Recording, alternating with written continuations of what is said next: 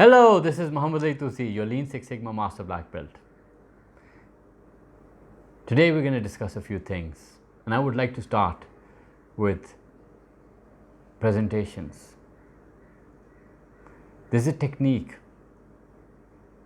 that you should have three parts in your presentation. First, tell them what you're going to tell them. Then, tell them. Then, tell them what you told them. Now, what happens when you actually tell them what you're going to tell them, then tell them, and then tell them what you told them? They would remember it better. Project management is about accomplishing tasks through people. If you love the people part of the equation, you need to explore and pursue a passion. If you're not so fond of people part but love of the process and order of a schedule, you should be realizing that one unhappy person can ruin your beautiful plan and send your project into a chaos. So you need to keep people happy. Establishing relationships with individuals and associated with your team is the first and most critical step in building a strong people game. Relationships need to be built one-on-one and starting from scratch, and they need to be maintained regularly. Yes, it's time consuming. It's like nailing jello to a tree. And yes, it is very important. Lack of motivation is contagious. It will spread from one unmotivated person on your team to the rest of your team.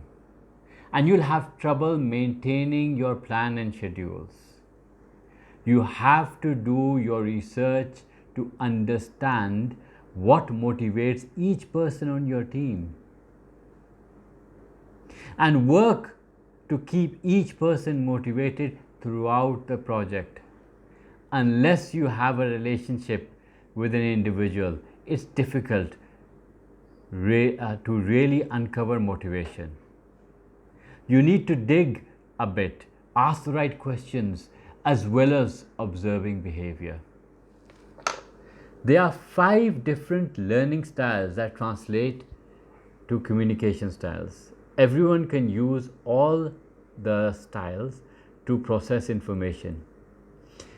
But we all have so much information being thrown at us on a daily basis that most people will use their most comfortable style first. Understanding and using each person's favorite communication style will help keep you at the top of her list when you need her attention. Even when you're communicating to a large group of people, you can easily tailor that communication so that it appeals to the largest number of people at once in the same communication. There are other kinds of profiles, like in the Myers-Briggs personality inventory, that can give you and your team insights into what makes individuals tick, but use them sparingly and cautiously so you don't start treating people like categories, because obviously everyone's not going to be in the same category. Meetings and minutes. Project managers spend a lot of time in meetings and should be spending time documenting those meetings in minutes.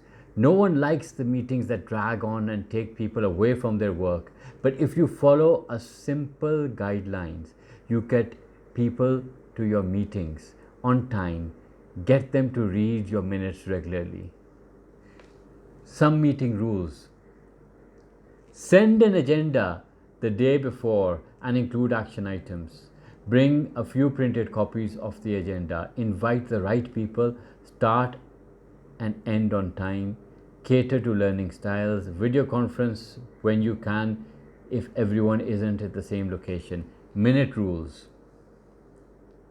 Always provide minutes of your meetings within 24 hours. Start with a list of who was there, summarize, use an outline form, put decisions at the top, list action items including those just closed. Put the text of the minutes into emails, don't attach them or provide a link. No panic emergency responses. The first thing to do when a problem occurs is not to panic. The second thing is to get everyone together who might take adrenaline fueled actions and come up with a plan or trigger an existing contingency plan. Make it clear who will do what, when they'll report, and how you'll keep everyone in the loop. And the third thing is keep everyone from trying to figure out who is responsible and get them worrying about what has caused the problem and how to fix it. Do root cause analysis. If the problems is a nasty surprise, with the right people in the room with the right tools, fix the problem. Celebrate your success after your team stands down and everyone has a chance to recover, and eat some chocolate. Have postmortem to better understand why the problem happened and how to keep it from happening again. Always investigate what went right as part of this. You want to keep doing the good things as much as you want to avoid the bad things. Work with your team's personality. Every team has its own personality and its own identity. Help them find it and reinforce the identity every chance you get. Build your team with soft skills in mind as well as hard skills. If you are missing critical soft skills, work as hard to develop or acquire them as you would if you were missing irreplaceable technical skills. Create, evangelize, and track the project goals. Be sure that everyone has the same understanding and that everyone knows how he or she contributes to meeting goals. If your team isn't sitting all together, as teams often aren't these days, you'll need to work extra hard to include everyone. Use video conferencing, travel when possible, distribute critical tasks across locations. Understand the personality of other teams critical to success of your project, and ensure that your team has continuing good relations with those other teams. Finally, look for signs that your team is turning toxic and catch it early on. You can do a lot of groundwork to keep that from happening, and if it does show up, your best chance is to recognize it early and deal with it. Build and celebrate. Now that you have a team with an identity working together with other teams, you have all the skills you need to have a successful project. But like relationships, your team's well-being and need to be both built and maintained. Work on team building, both bigger team building exercises and smaller day-to-day things help the team remain cohesive, committed to the effort. Use technology in your efforts, especially if you have a geographically distributed team. Be sure that all the assignments are specific.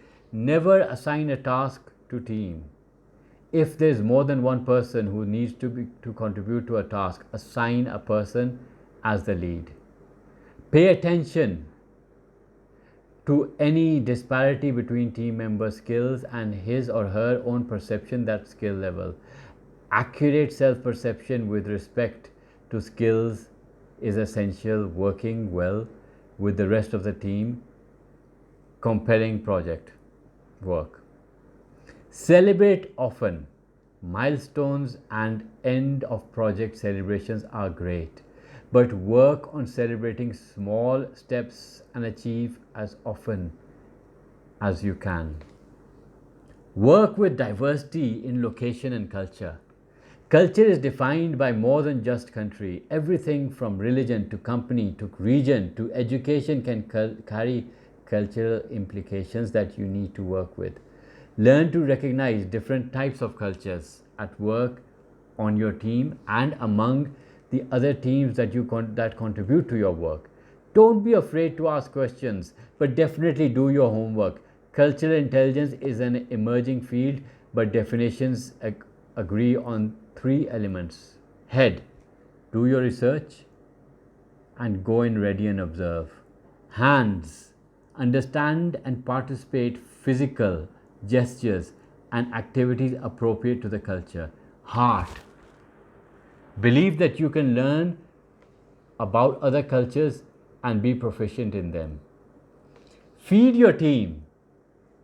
Food is a common denominator in all cultures. Sharing food means sharing information. Food can get people to meetings, get them talking, and get you valuable information about your state of your project.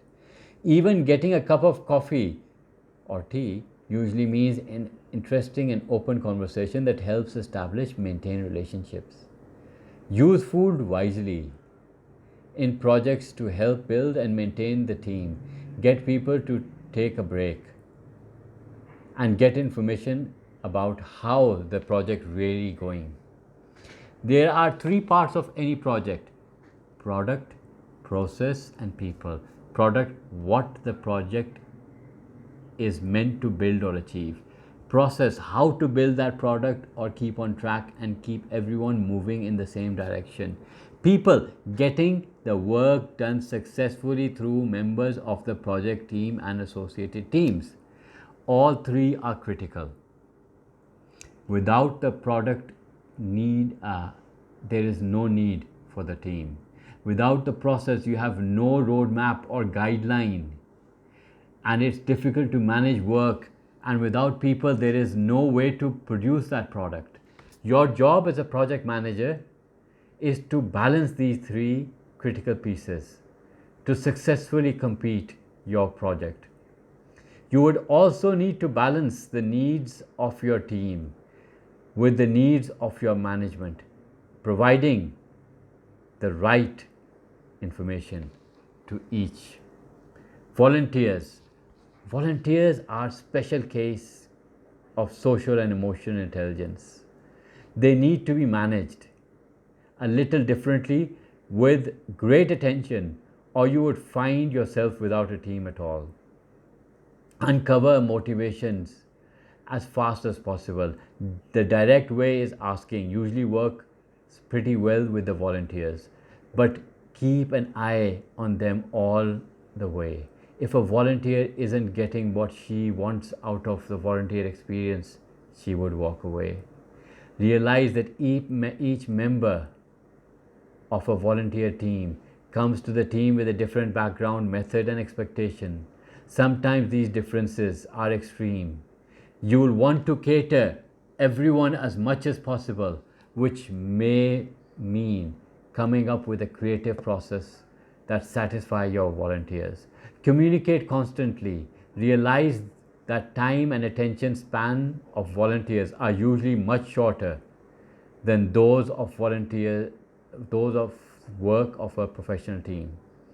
Find the channels that appeal to your volunteers and keep communicating brief. So here you have